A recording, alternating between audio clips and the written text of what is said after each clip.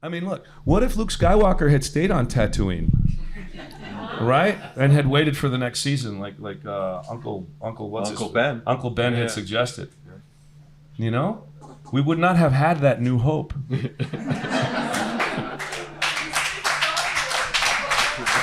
Okay, Rusty.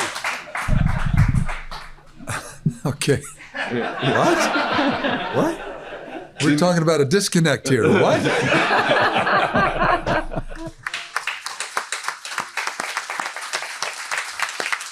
You know, it's a lot of work for all of you to get up on a Saturday morning and to come out. This group of people in front of me, they're all busy. Every one of them. They have things on their agenda to do. And it's easy to not make this type of thing a priority. I just know because I used to sit in some of their seats, right? The first thing I want to say is thank you to all of you. I appreciate it. But the bigger thank you is that most of the people on this board, if you thought ensuring that the elections were safe was important, you're talking to the people that did it. That's them.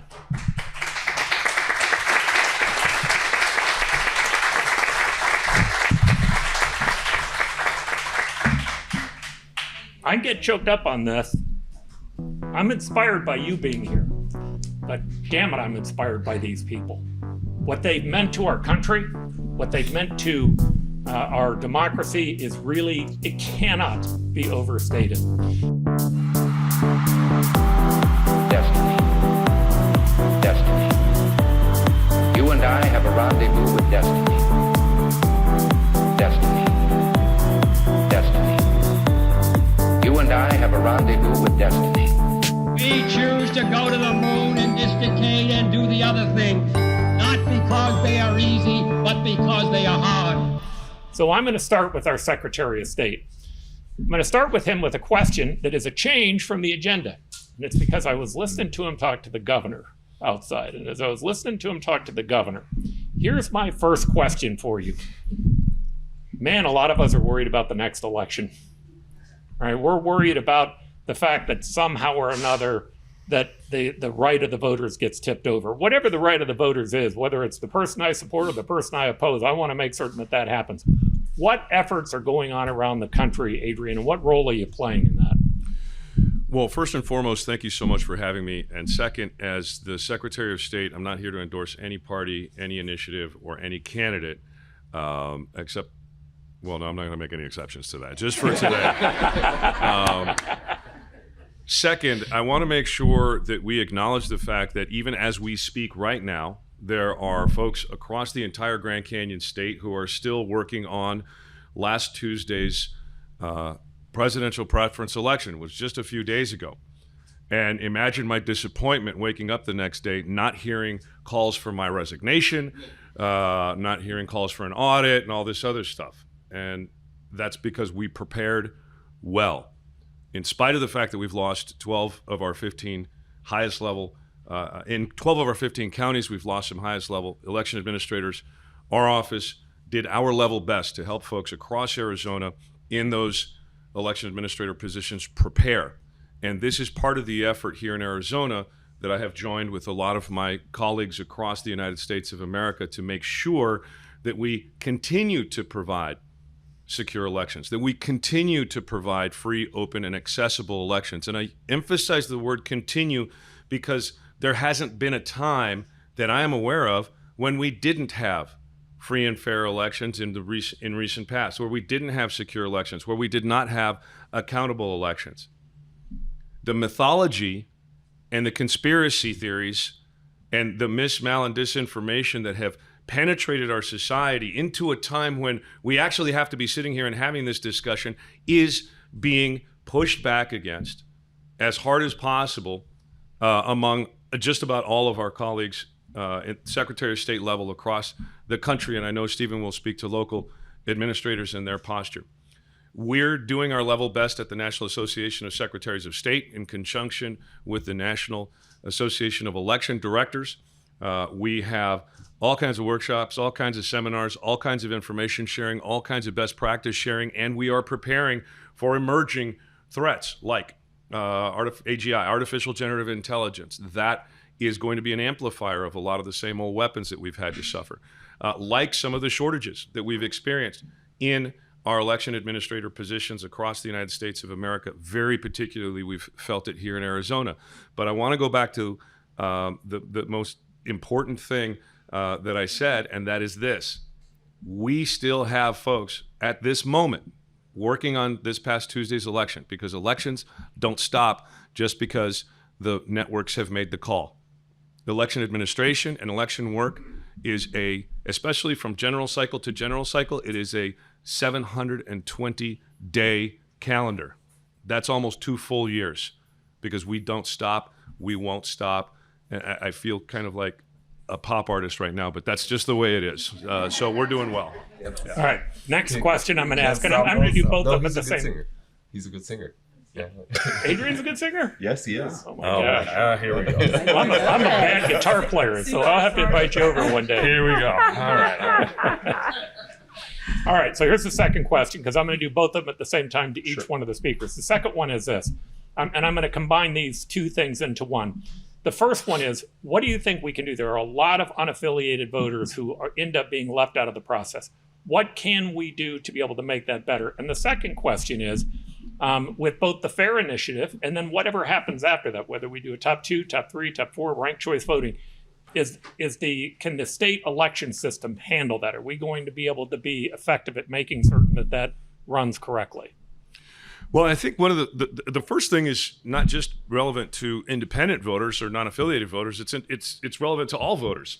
I mean, there's a reason folks have been leaving the two major parties and going to the unaffiliated world, and there's a reason the unaffiliated world has been lowering their percentage of participation, and that's because American politics have turned into a bickering match instead of a policy discourse. They've turned into, how can I one-up somebody on TikTok versus how can I sit with someone, compromise, and actually make something positive happen for my constituency. So number one, we've got to elect folks who are willing to put aside the differences, deal with what we can deal with, in other words, those things that we agree on.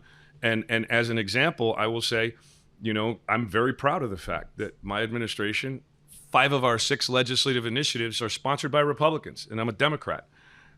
That's just the way it is. You can work, and you can work across the aisle, and you can get things done for your constituency, for your office, for your administration, but you got to put aside the pettiness. And there's not enough folks in that space. So number one, it applies to all voters, not just independent voters. We need folks that are willing to get the job done, not just get clicks. And insofar as the initiative and the impact that it could have on the electorate and our systems, can it be worked out? That is one of the number one reasons why I've been involved and coming to these things and working with all political parties and all the folks in this space, because I want to make sure folks understand that there are technical challenges. There are some difficulties. We can't just wave a magic wand and change some really complicated data systems, some really complicated information systems. We've got procurement rules that we have to deal with. We've got all of that mundane stuff that's behind the scenes that can delay a positive change or any change, sometimes years beyond where we're at. In fact, we have been in our administration looking at some potential court orders coming down that we will not, if they come down the way we're wondering, we will not be able to comply with them as quickly as the folks who are suing want. We just can't. We just don't have the capacity, and I'll tell you why.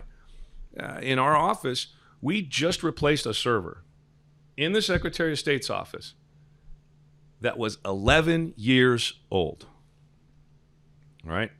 It was a 5th grader. I mean, this is a big deal because the basic fundamental functions of our offices have been, and I will say this is probably true for a lot of spaces in government, have been allowed to deteriorate because we haven't been investing in the critical infrastructure, the basic stuff of governance, our networking systems, our communication systems, our computer systems, all of this sort of stuff. So can we implement, for example, and again, just as an example, can we implement ranked choice voting if that's what the voters decide and that's what the decision makers decide? Yes. Will it take some time? Absolutely. Because I'm not just talking about the back end systems. I'm talking about educating the public as well. This is a very, very different thing for a lot of people. A lot of people. And we're not just dealing with folks in the urban core. We're dealing with voters who are out on Indian reservations. We're talking about folks who are out in our farming communities, out in our mining communities. When we talk about Arizona writ large, we're talking about one of the most diverse set of voters in the United States of America as it pertains to language, culture, economics, geography, and so forth. So when we consider making massive changes that will impact the fundamental rights of our fellow citizens, we need to take into account those fellow citizens, all of them, not just the ones that live, here in the core of downtown Phoenix. Thank you. Amanda, so you're involved with the Arizona We Want with ASU. So for those of you that don't know the organization, there's a great website. You can go take a look at it. But one of the things that they do is they put together this poll. And the poll shows where there's broad agreement amongst Arizonans, literally 70% that support issues on education or the environment or other things. There's a challenge in trying to figure out, well, why is it that that's such a disconnect with the legislature? But I don't want to start with that question with you. I want you to talk about the polling, what you're doing inside the organization, and why you think that matters. Sure. Thank you so much. Good morning. My name is Amanda Burke. I serve as the Executive Vice President at a statewide, nonpartisan, nonprofit organization called the Center for the Future of Arizona. We're based in Phoenix, but we are statewide and have staff that live and work statewide. And our mission is to bring Arizonans together to create a stronger and brighter future for our state. And the vision that we uphold for ourselves, but really for the state as a whole, is something, and Paul mentioned this, called the Arizona We Want. And it's grounded in the beliefs, the hopes, the shared dreams that Arizonans hold for the future success of their communities and the state as a whole. And our approach to really being able to identify what are those shared priorities has been to go directly to Arizonans and ask them. And we are doing that. We've been doing that now for 15 years through major, robust public opinion polling and survey research. Two main projects. One is the Gallup Arizona Project. We do this every 10 years. And to our knowledge, it is the most robust, most comprehensive survey of its kind in Arizona. The most recent one was conducted in 2020, and we ask Arizonans, as you think about the next 10 years, what are the most important issues? So it really is not intended to be point in time, but it's intended to help drive a 10-year action agenda. Just to give you a sense of the scope of the survey, it's a sample size of over 3,500 Arizonans, which is a very large sample size if you're familiar with survey research. It is designed, and this is one of the reasons we work with Gallup, is to be representative of Arizonans. Secretary Fontes spoke about the diversity of Arizona, and so that's important. So we ensured that we have a statistically representative sample when it comes to urban and rural geographies, and then across all ages, incomes, ethnicities, political identities, so that we can say with confidence, this is what Arizonans care about. What we learned through the Gallup Arizona survey is that we have much more in common than not when it comes to what we care about and what we want for the future. We set the threshold to be able to determine what that is at 70%. So to be able to say that there was strong agreement across Arizonans, we said it had to meet a 70% threshold, which is really strong agreement. And from that, we identified what we call 7 shared public values that Arizonans hold and care about, and identified 42 specific actions that met that threshold of 70% across all the major issue areas: education, immigration, fair, just, and equitable systems, jobs in the economy, civic engagement. And some of the materials are on the table on your way out that you're welcome to grab. Then most recently, we said, well, what about likely voters? You know, we continue to hear that we're hopelessly divided, that we're fractured. Our Gallup Arizona survey really flies in the face of that. But what about likely voters? So in 2022, we conducted the first ever Arizona Voters Agenda, which is intended to be representative of the likely voters. In 2022, what we found were results that really mirrored what we learned in the Gallup Arizona survey. There is overwhelming support for a strong quality education system in Arizona. In the 2022 Gallup or 2022 Arizona Voters Agenda, 89% of likely voters said at a strongly agree rate that they want to have great teachers and great leaders in every school. One other stat, 88% said every single school should have the resources they need to deliver a quality education to every child, regardless of the zip code that they live in. Those are high levels of agreement. For something to make the Arizona Voters Agenda, the methodology was it had to reach 50% or more total support among Republicans, independents and unaffiliated voters, and Democrats to make the agenda.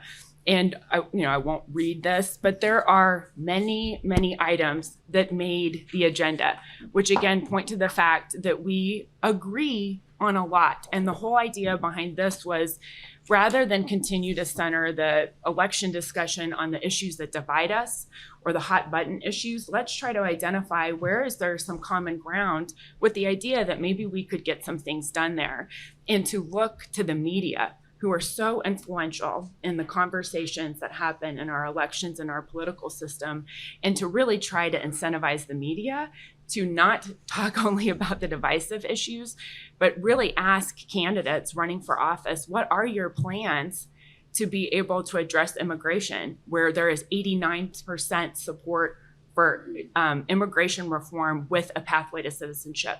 Huge levels of support. So I share all of this, one, because you all clearly care about democracy, care about issues facing the future of our state. And I want to make sure that you have the resources and the information, because it's important that each of us carries this message forward of we are not divided, and to be able to have trustworthy information to point to. So we hope you'll use that information. We're conducting the next Arizona Voters Agenda for 2024 right now. We conducted the first survey just 2 weeks ago, and we'll conduct a second survey immediately after the primary. And I can share again, we'll roll out the survey results in early May. Lots of agreement across Republicans, independents, unaffiliated voters, and Democrats. And also some things to be concerned about in terms of outlook around Arizona. So thank you. Let me ask one more question, because I thought this was interesting.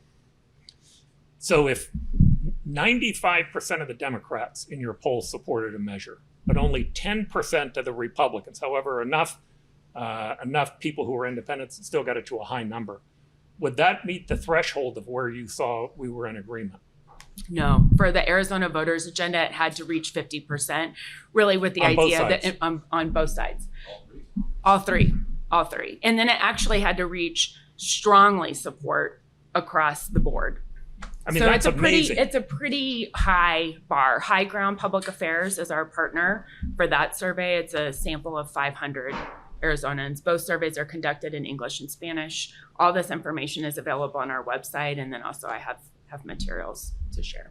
Thank you. All right, Rusty.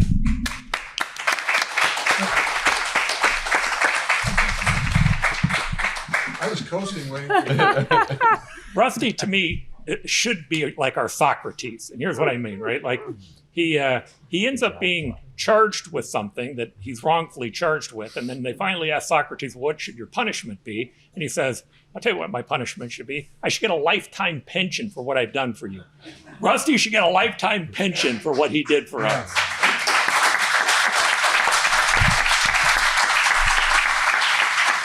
All right, Rusty, here's my question, because this is the one that blows my mind. You're Republican. And by the way, I've spoken to him. He's really a Republican. I mean, he's not kidding, right? He's a Republican. He voted for Trump. He's voted for Republicans for many, many years. He actually rose to the highest level you could be in the legislature. He represented the other Republicans. And you get a phone call one day that says, hey, I want to change the election. I want to change the outcome. It wasn't that blunt, but it was pretty damn close. You had to know when you bowed your back, it was going to be rough, all right? That it was going to take a toll on you and your family. Where'd that grit come from? What made you make that decision?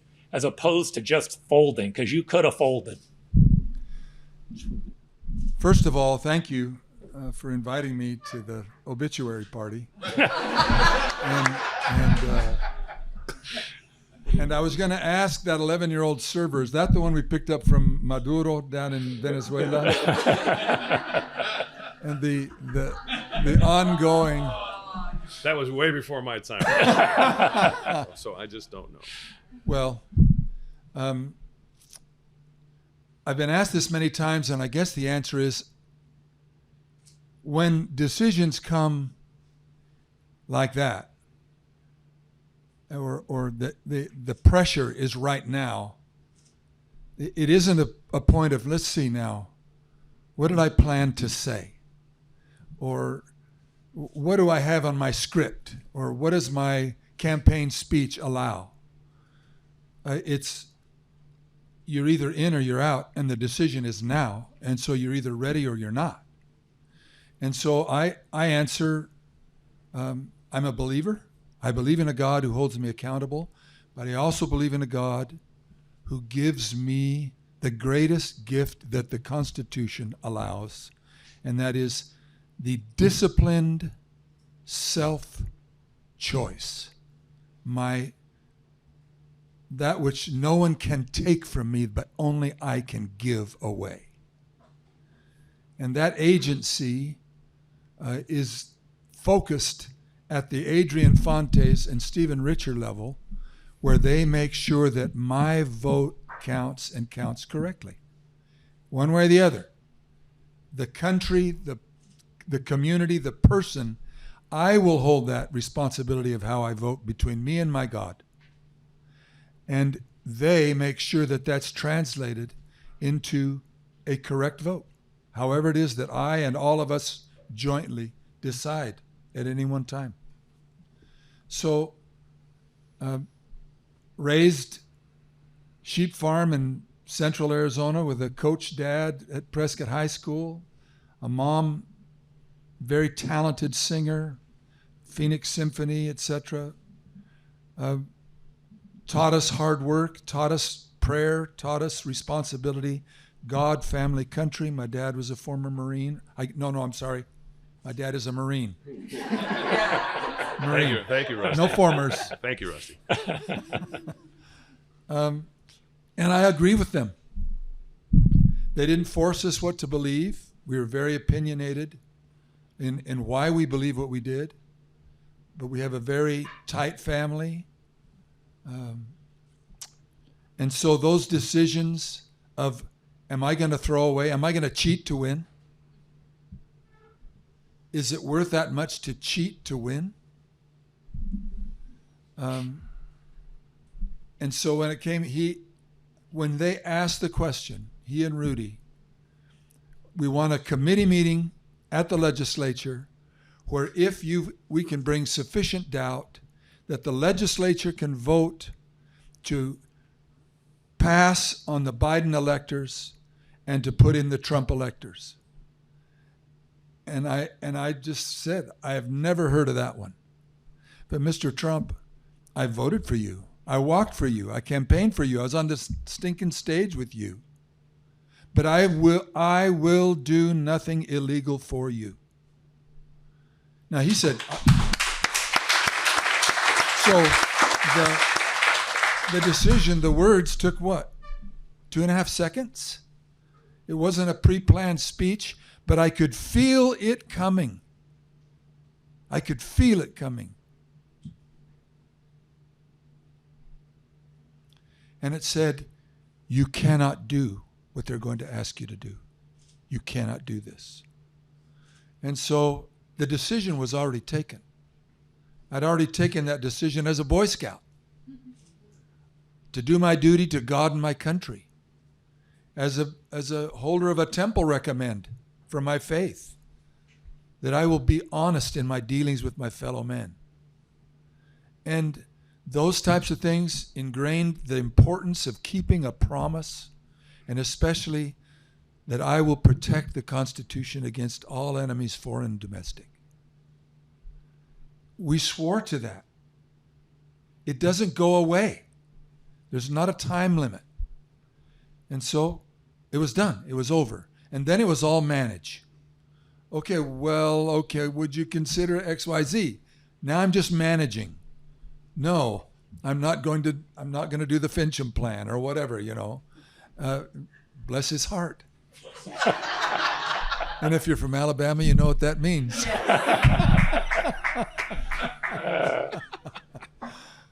But I guess that's my answer. The answer was already in me. Just you. Yeah. Well, you're welcome. God bless Rusty Bauer. All right, Stephen. Okay. So this guy is a very smart lawyer. I know some of his partners. In fact, my partner here writing a book, Larry Aldrich, who is a publisher of a newspaper and a constitutional lawyer, we're writing this book called What's Right with America. You may not know this, but that was shameless promotion on your back. But nonetheless, we run with a guy named Steve Roman, and he's tied into a lot of the folks at Snell and Wilmer. And man, do they extol your phrases. They all talk about how smart you are and how great a lawyer you were. And you could have made a lot more money doing something else. That's just clear. Not if you ask the internet. Yeah. That's just where it's at. You and me both, pal. The surprise for me, and it was only a surprise because I didn't know him, right? The surprise for me was, this is a guy who bowed his back not once, 100 times, saying, no, this election was fair. No, we counted the votes. He did the things to make certain that it was fair, to make certain that they were recounted, that he knew that it was accurate. But then he doesn't let up. I want to know the effect that that's had on your life. Okay. Well, great. Well, thank you all for having me. Both. This is a lovely office. Thank you for hosting. I'm so glad I finally got to visit. The Arizona. I would like the 8th floor better. Well, there's an occupant currently. You have to talk to him. Sorry. The Arizona Wildcats are currently winning 40-23 with 2:44 left in the first quarter. So Talk about shameless promotion. Good. Go ahead. Yeah, no, and GCU won last night. Lopes up, yeah. So very, very good. All right, Stephen Richer, Maricopa County Recorder, responsible for early voting and voter registration in Maricopa County. Before I get to that, I want to the question that Adrian was addressing about participation of independents. Who could independents participate in the presidential preference election that we just had on Tuesday? No. Right. Yeah. Could independents, registered independents, and party not declared? No.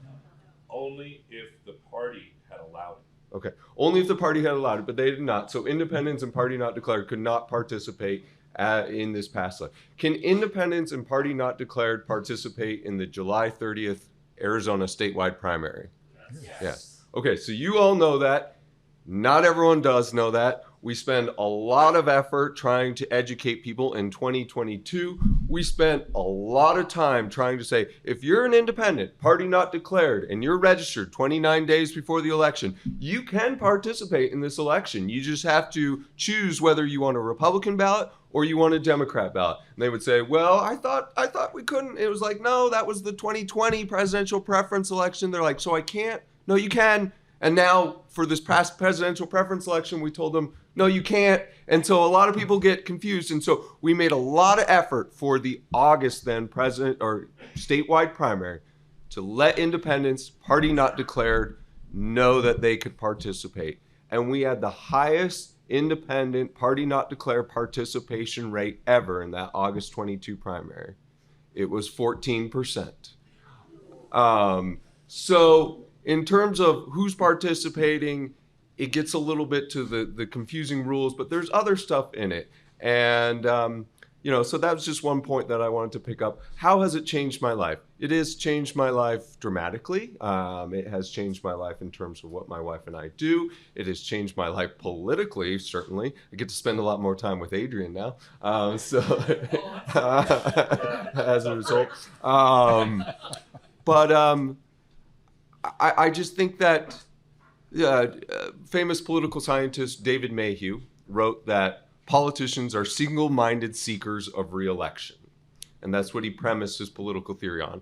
And when I was thinking about politics, I worked at think tanks, I worked at conservative think tanks, I was like, there's no way that's true. That's way too cynical. I'm sure it factors in.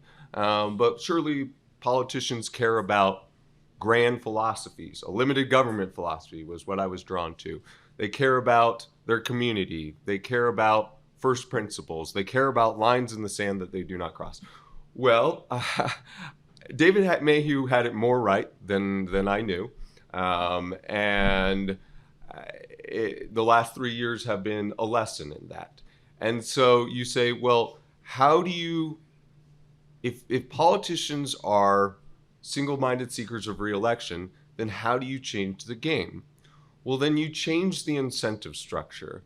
And I think changing the incentive structure is part, maybe we can talk about electoral reform. And certainly some of the people in this room want to talk about electoral reform.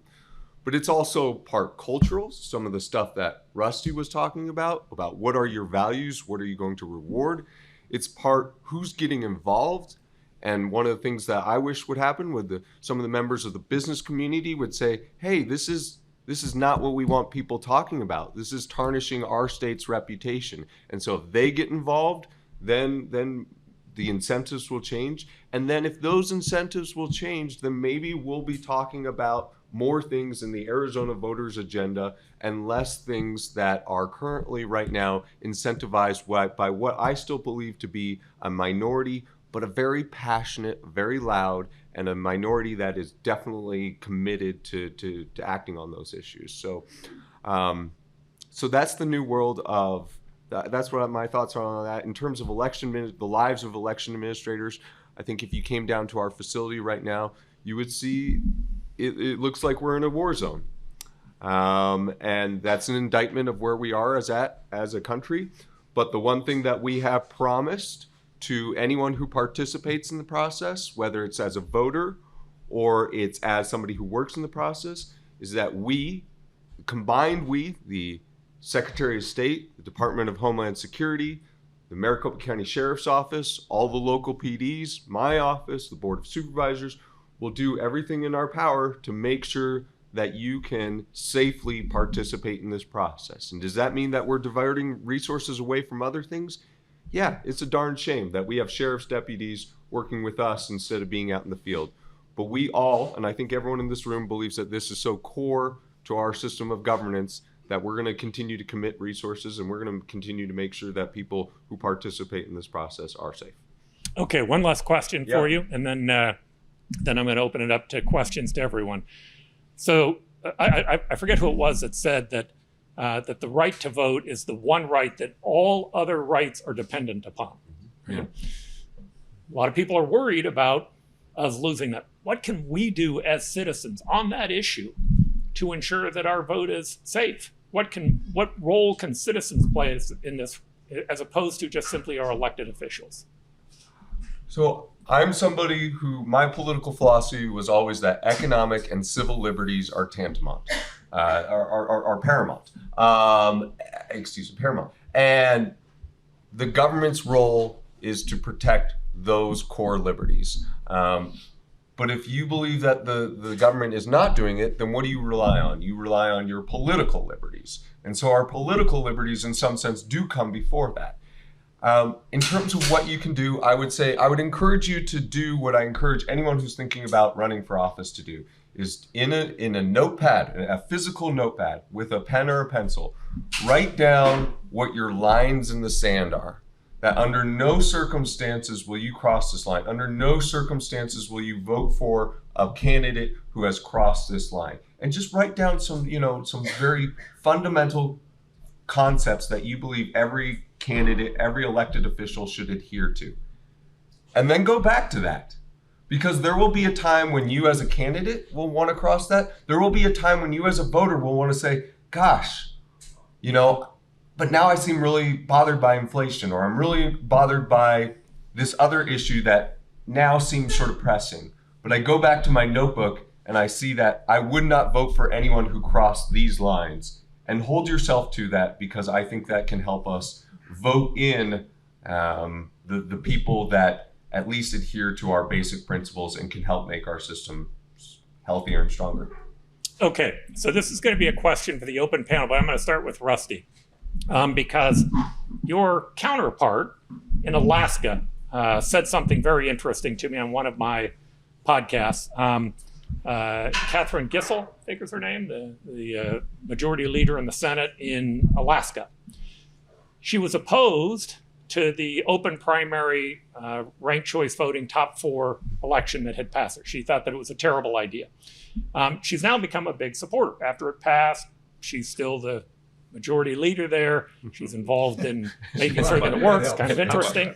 But when she came on our show, I asked her the question, well, what made you change? And she said, well, 2 things. She said, the first one was, she said there was a lot of rumors about how it was going to change parties. She says it really didn't change many people in parties. She says, but it did change how people acted. This is what she said to me. She said, look, in the old system, these were the top 3 issues that we had to deal with. Number 1 was who uses what bathrooms? Number 2, are you pro-choice or are you pro-life? She said number 3 was the election of fraud. She said in the new legislature, these are the top 3 issues: education, transportation, and economic development. She said those issues they don't want to talk about. Now, it's not hard to figure out why. In every one of those issues I just mentioned, there's a huge advantage in the partisan primary to making those your top issues when only 6% of the public's voting. This system, the change in their system, allowed more people in. I want to know what your thoughts are, if you're willing to give them, on what do you think happens if more independents actually begin to participate? Is that good for the system, bad for the system, unintended consequences? Your thoughts, Rusty. There's a writer, Ellul, E-L-L-U-L. He wrote a book called Propaganda, and it talks about the effects and how to make it and how to do it and how to recognize it. One of the things that he said late in the book is that people in highly propagandized situations, very divisive, very propagandized, do one of 2 things. They, in defense, self-defense, bury themselves into one side or the other. So they're surrounded by security, or they flee from the battle. They move from the neighborhood. And I'm tempted, I'm tempted to flee for the hills. But what does that bring me, and what does that bring my children? So to the question of, is there a system that cannot be gamed? Can you game a primary? Of course. It's very simple. Okay, everybody, let's all vote. Let's all sign up, register as Democrats, and in order to get this person more edge because we fear that person. You can game that system. Can you game ranked choice voting? Probably we'll figure out a way to do it. Can you game an open primary? I don't know, but it's very attractive. The open primary to me, because parties is such a big business. It's a big business to hate people and to develop that hate in other people and to divide people. But an open primary that allows, and talking to Chuck and others, you can get a lot of people as a candidate for 500 signatures, and then you winnow those down, or I get to vote any way I want when I go to the primary. Seriously, why does an independent lack civil liberties that a Republican or a Democrat, which are not constitutional structures? A party isn't a constitutional structure. Why do they get a constitutional advantage and an independent would not? So I think the idea of us examining what works, what doesn't work, what could we try, I think it's totally fine. It's totally fine. Does that answer a question? Perfect. Stephen, any comments? I agree. No. Okay. I agree with to the point of I do think that we should always be aware of the unintended consequences of a change to a system, and there will be ways, if you did change the electoral system, then there would probably be some things that people wouldn't have imagined will happen. But I think that all of this departs from an understanding that the method in which we elect people does have an impact on how people campaign and on the people that we elect. I also think it's important to realize that there, unless you watched, what was the old Mel Gibson movie where he brings down, people of Israel, I bring you these 15, and then he drops one of the tablets and he says 10 commandments. Which Mel is that? Brooks. Mel History Brooks. of time. Not Mel Gibson. Brooks. Yeah. History of time. I was Yeah. going to say Mad Max Beyond Thunderdome. Yeah, sorry. Yeah. I should know that. And so it's not like the way that we have it now, or the way that any state has it now, was written in those accidentally dropped commandments 11 through 15. And so I think we can look at that, but I do think that there's also something more latent that we also need to be talking about, which is just sort of how we interact with each other on a cultural basis, and what we're learning in school, and why does hate messaging sort of Trump others. yeah. So Amanda, I'm going to put a little twist on it for yours. So when you did your polling all the public, you're 3,500, that is a massive sample, but it's really not focused on the 6 or 7% of the people who vote in the 2 primaries. Do you see that as being one of the fundamental reasons why there's a disconnect between what's happening legislatively and what it is that the public wants? Yeah, yes, definitely. I mean, I think that the Gallup Arizona survey data and then the Arizona voters agenda really illustrates very clearly that we have a disconnect between shared priorities across the majority of Arizonans, regardless of political party, and what we're seeing translated, and the lack of that being translated into our politics and solutions. Which, because when we did the first Gallup Arizona survey in 2009, and then when we released the results in 2020, a number of people said to us, well, this is great, but we have a really big disconnect between the Arizona we want and what's happening in our politics. And how do you explain that? And for a while, we didn't really have a great answer to that. But then when you start to think about incentives, then you really start to think about, well, how is the system designed? What are the results we're getting, and why might that be? And really, I think, leads us to examine opportunities, including the primaries. So Center for the Future of Arizona as a nonpartisan entity, we're not taking a position on any particular solutions, but certainly our data show, for example, only 33% of Arizonans believe that elected leaders represent the diverse perspectives and voices of Arizonans. We also know, I'll just preview some results from our upcoming 2024 survey. The top 3 issues that Arizonans are concerned about of likely voters are immigration, water, and education. It really illustrates the point that you made, in terms of, but yet are those the top issues being discussed?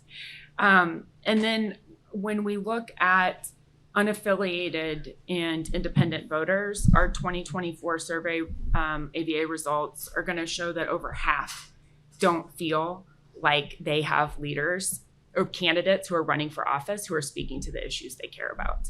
And that really then starts to have an impact on who decides to show up to vote, either because they're confused about what they're able to do or don't feel like they have a candidate that's talking about them. And we also have something called the Arizona Progress Meters, which help us understand across issue areas how Arizona is actually doing. We have Civic Health Progress Meters.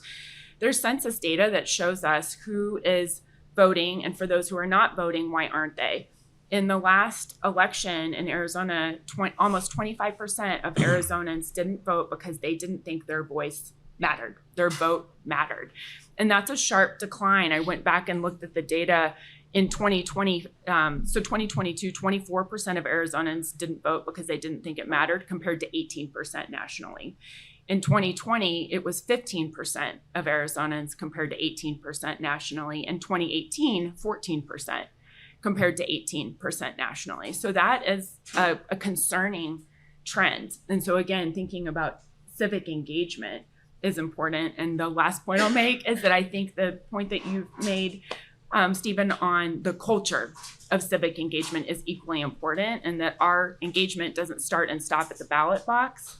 It is part of the ongoing culture that we need to pay attention to. And we're really proud to have partnered with Secretary Fontes and with your office on things like school participatory budgeting, engaging young people early on, K through 12 in communities across the state, to learn about how their voice can matter and the difference that it can make when you vote. And in this case, they get to decide how funds are used to build public projects that enhance their school communities.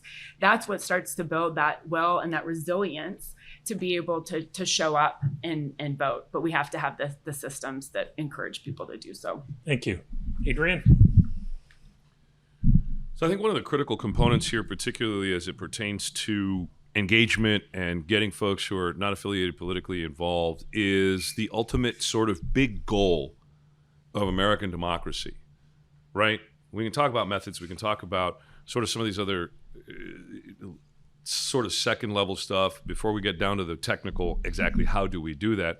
The biggest goal in my mind of American democracy as we've moved forward, and this is informed by the way that we've made these large changes, is as close to maximum participation as possible.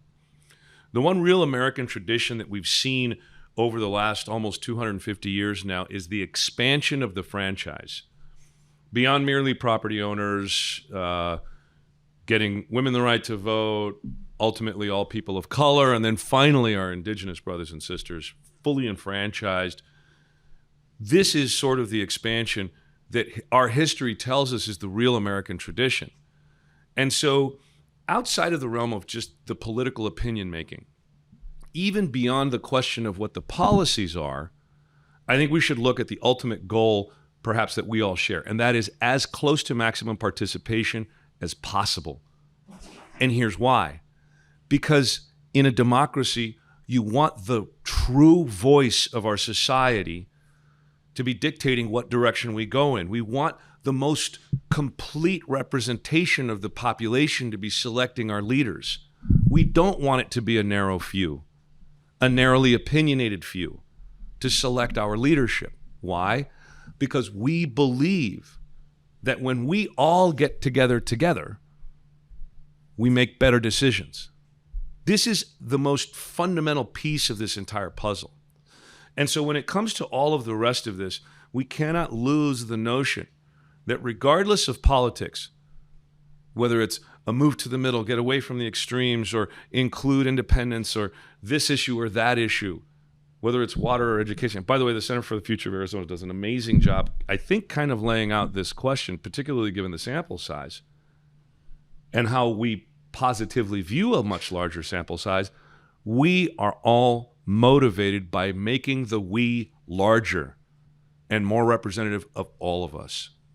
I think that's kind of such a core American value that we all share in common, or that we should share in common, that we sometimes forget to talk about it. So I really wanted to make that particular point. That's because beautiful. it's a big deal that the United States of America has always met its challenges, no matter how significant, no matter how severe, no matter how violent. I mean, we survived a civil war in this nation. We survived many of our states seceding from the Union and taking up arms against fellow Americans. That's a big deal. And we survived it. And we can continue to survive it. God forbid anything like that ever happen again. But the notion is not just a pluribus unum, out of many states, one nation, but a pluribus unum, we all do it better together if the together is more of the all of us. I'll just leave it with that bit of poetry, I guess. Yeah. All right, so I'm going to have Rusty give a final comment, and then we'll do some questions from the audience. I have a question back to you and to all of us. So, if everybody had the franchise, then what is the impetus of money or power? What is the impetus? Does it shift? It does shift. It shifts to how can I get the majority to agree with me? The Romans did it. In their parades, they threw money. The candidates would go and they would throw money. They're called sparsiones. We do it too, just a different form. How can I buy enough people to guarantee that I stay? So doesn't it also impute a desire for every person, and in some way, if we could make it happen, but you can't, to be as knowledgeable about your points and about your points and about your points as anybody can be, so that they can make the best choice possible? So not just by bulk, we're all in it, but are we educated about what we're deciding? Mm-hmm. And so I would just hope that that would be part of our future as well.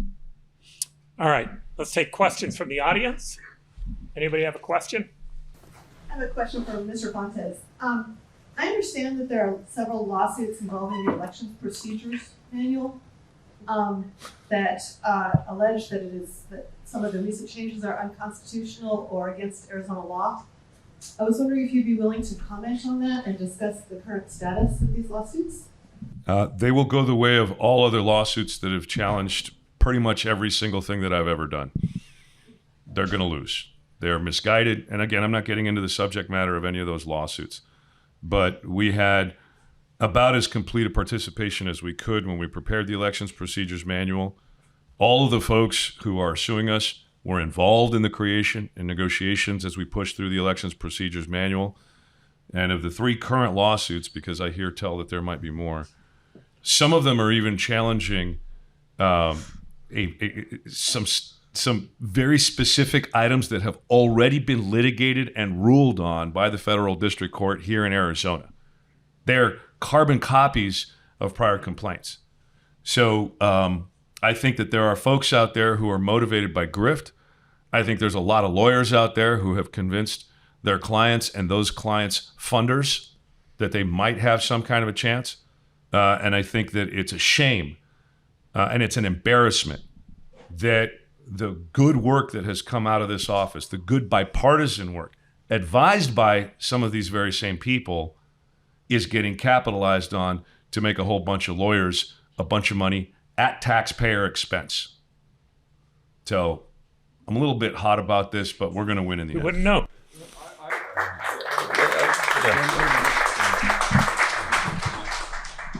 So undoubtedly there is some meritless litigation that's filed, but I do believe that to the extent that you have a challenge about how elections are administered or about the Elections Procedures Manual, then the courts are the appropriate venue. And I think that, I would always say that's an important part of our election system is the post-election litigation process. And people should avail themselves of that if they think they have been wrong. Now, again, there is some ridiculous litigation that's filed, but the courts handle that appropriately. What I would also say is, however, we have that. That is the process in this state and in this country. And then you should put stock in what the courts rule. And there have been a lot of people who have been willing to say the courts are only imbued with authority or have a power when they rule in my way, or I only believe them when they rule my way. And so that to me is not only now are you denigrating our election system, but you're denigrating the rule of law in this country. And that is where we decide fact and law in the court system. And so if you want answers, don't look to Twitter, don't look to TikTok, but look to the court decisions that have been rendered over the past 3.5 years regarding election administration. Let me do 15 more seconds on this. That's one of the reasons why I'm so upset, is because so many of these points and allegations have already been litigated. And it is an insult to the courts as well, which is one of the most critical institutions of our democracy, that these folks are continuing to relitigate something that has already been answered. Okay, I'm only going to time for 2 more questions because we're coming upon the hour. Thank you all for being here. I see a lot of the same people when I come to these events. And one thing that's a little bit discouraging to me is it is the same people, and it's not 500 of us, it's like maybe 100 of us. I'd like to hear what you have to say about how we can overcome this thought. What Amanda just told us about how apathetic voters after the 2020 election grew in numbers, to think they didn't have a voice, that's just so troubling to me. What do we do? How can we actually grow this crowd? I'd love to hear what you have to say. And just as a side note, I'd love to see that the Republican Party goes the way of the Whigs in the 1850s. No bias there, Clint. You know what? I'm going to take a stab at that one, and then I'll let the panel open it up to it, and I'll just make mine short. Give me 20 dedicated people, I guarantee you I can change the world, much less the state. Now, they have to be dedicated. They have to be focused on it. Give me 1,000 people, I can burn it down.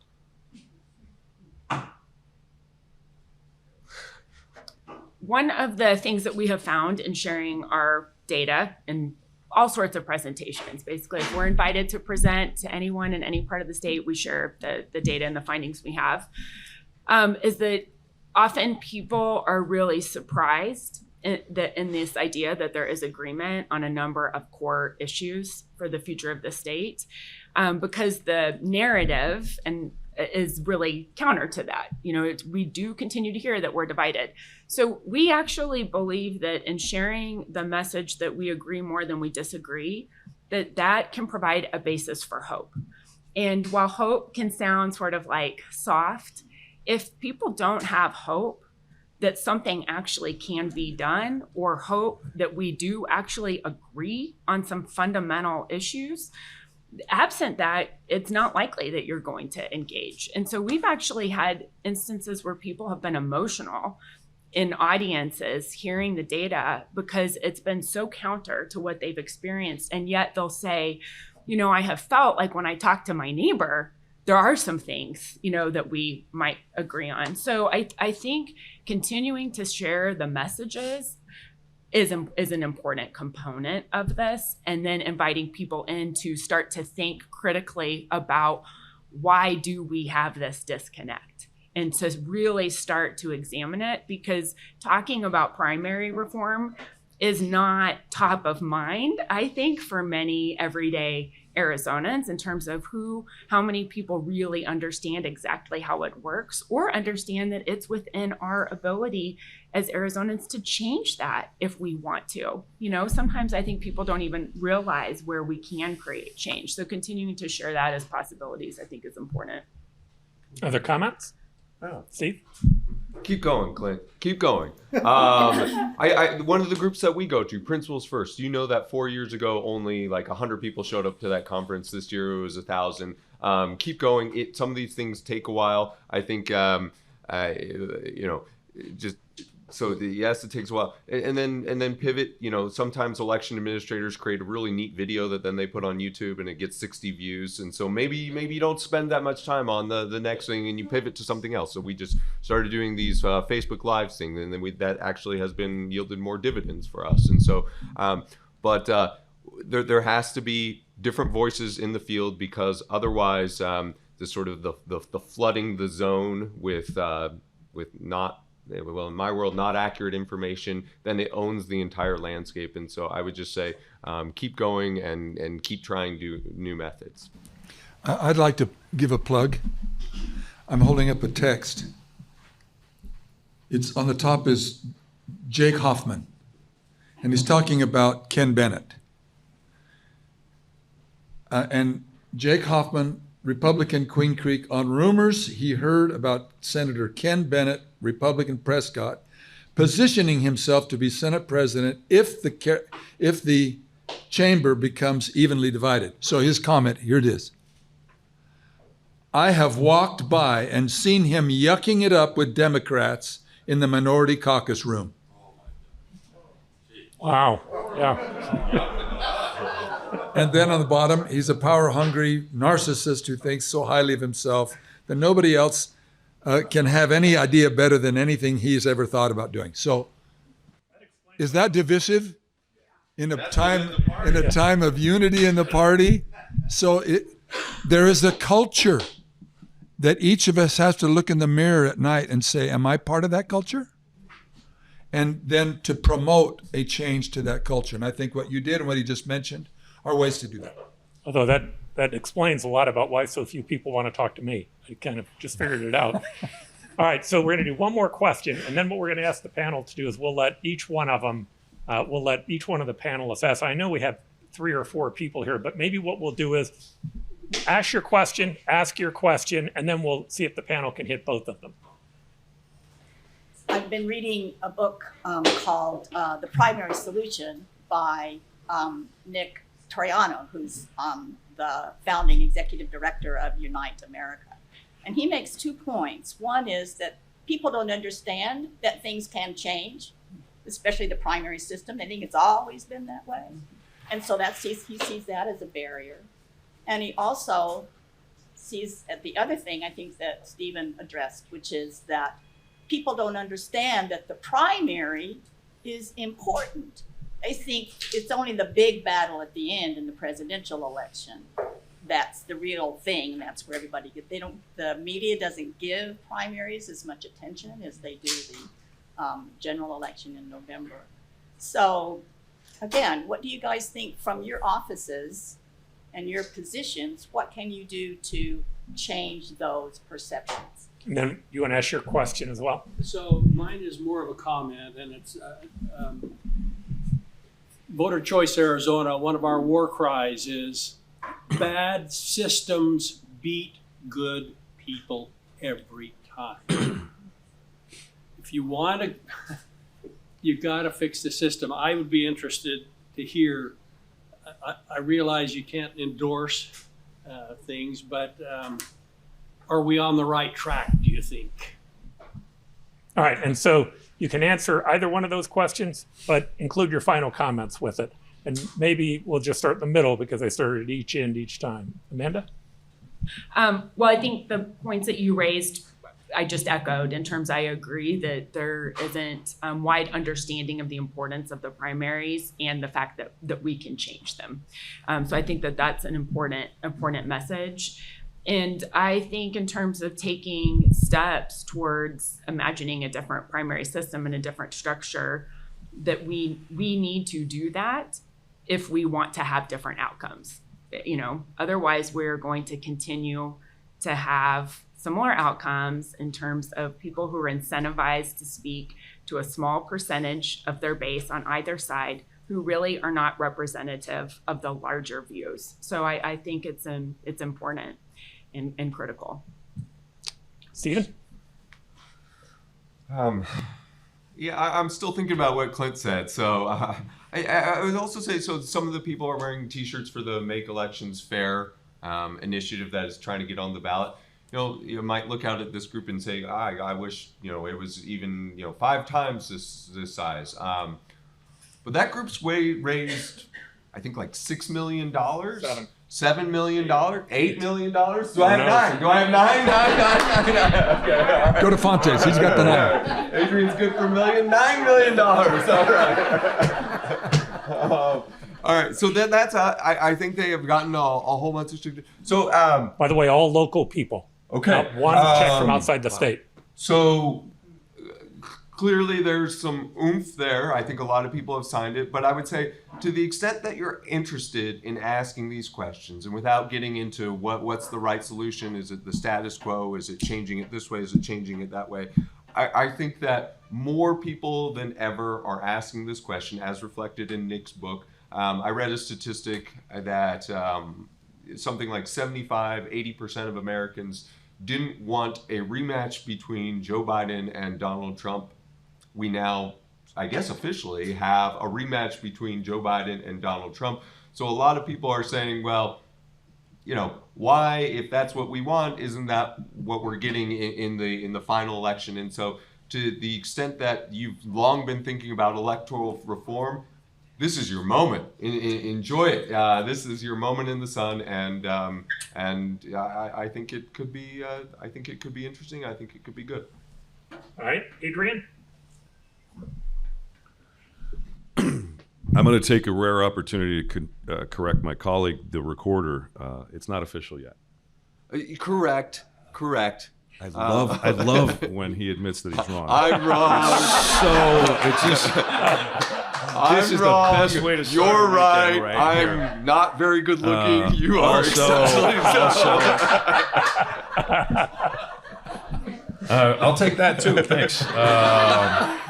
Just as a matter of quick information, for the presidential preference election, as of the latest statistics, and I just got them texted to me a moment ago, turnout among Democrats in that presidential preference election is 34.8%.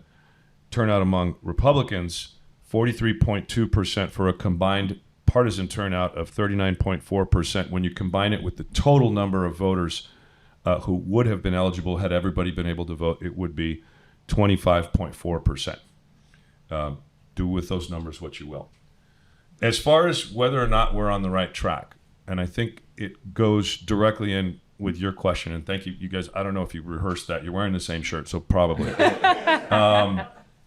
There is no question whatsoever that you're on the right track, because we cannot do anything in this country unless we have a conversation about it, unless we're talking about it, unless we're putting energy and time and resources into it. And to me, the right track isn't whether or not this particular issue becomes a ballot issue and then passes. To me, the question that we're on the right track is answered in the affirmative because we're having the conversation in the first place. Because what began in around 2016 and really amped up in 2020 wasn't so much the downfall and the demise of American democracy, but this, I think if we look at it with a positive view, this slow-rolling civics lesson that I've spoken to so many times. We now have people who are organized in an effort that did not exist then to try to include all of American voices in this primary system. The sentiment may have existed under the surface, but now we have an organized effort to try to educate voters, to try to make a systemic reform in some way. And it's the conversation that matters. I can say right now, in 2016, 1 year and 1 day ago, we had that presidential preference election here in Maricopa County that changed the course of my life.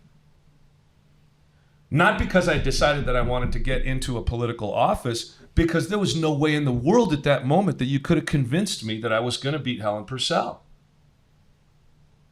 But I knew we had to have the conversation. I knew we had to have that discussion, and I believe enough in the American ethos and American democracy that she needed to have an opponent. We had to have the discourse, because even in losing that election, I would have been impactful in creating a space for the conversation to exist. And so kudos to all of you who are making the effort to have that conversation, even if for the moment you happen to be the same people in the same room, right? This is what democracy is about. What you are doing is American democracy. So give yourselves credit and continue forth. This is where we're at right now. This slow-rolling civics lesson is slowly but surely starting to bear fruit. We're a nation of 1/3 billion people. We are the single longest in existence form of government that exists on the planet today. And we are constantly improving in fits and starts, and we're getting better for our people. And that to me is the long view. I think it's the right view. I think it's the hopeful view. I mean, look, what if Luke Skywalker had stayed on Tatooine, right? And had waited for the next season, like Uncle Ben had suggested. You know, we would not have had that new hope.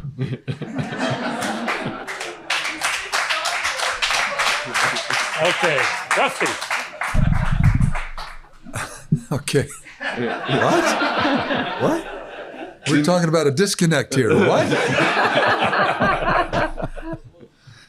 I was thinking about the President of the United States at Gettysburg delivering the Gettysburg Address, and how the point of his address right in the last few minutes is to see it, would this nation long endure, but also, would we take a new emphasis, a new drive, a new desire to make sure that it did?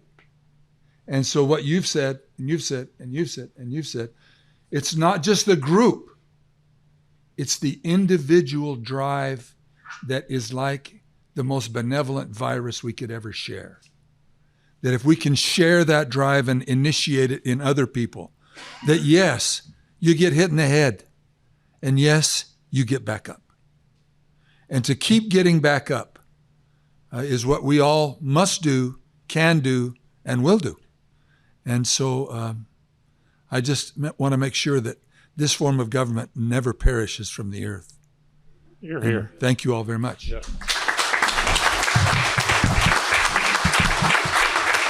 All right. We're going to take a break, but before we get to that, I just want to say a couple of things. And this is specifically an answer to your question. Adrian told us that about 25% of the public voted in this last election. And I just want you to think about that for a moment. Here's what that means.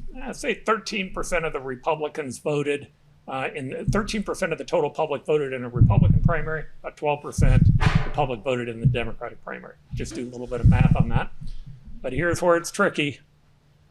What the governor told us, in 70% of the seats in America, out of the 5,000 elected seats, there is no general election that matters. And that means that those people who were elected by that 12% never have to talk to anybody on the other side. I can promise you this, I've seen polling. Those groups are not driven by aspirational goals. This group we're involved, as Rusty just so eloquently put, in an aspirational goal. They're more driven by grievances. They're upset, they're angry. They want to flip a bird to the people on the other side. We have to change that. We have to get this back to where a majority of this country has control over our election process. Now, the role that we play, they can't play the role of the elected officials of saying, hey, you need to go out and change, because it didn't look fair in the election process. But God help us, we need people who protect those elections. And these two have done it, right? She's talking about how these issues don't connect to the public. Most importantly, somebody sacrificed himself on that altar of freedom that he was talking about a moment ago. Rusty, God bless Rusty Bauer. Thank you for all that you've done. Give this group, do what I'm doing, stand up and give this group a big hand for all that they've done.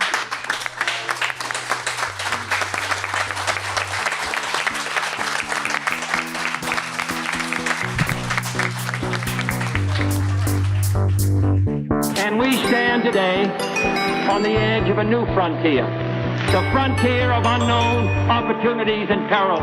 It holds out the promise of more sacrifice instead of more security. The new frontier is here. You and I have a rendezvous with destiny. We'll preserve for our children this, the last best hope of man on earth, or we'll sentence them to take the last step into 1,000 years of darkness.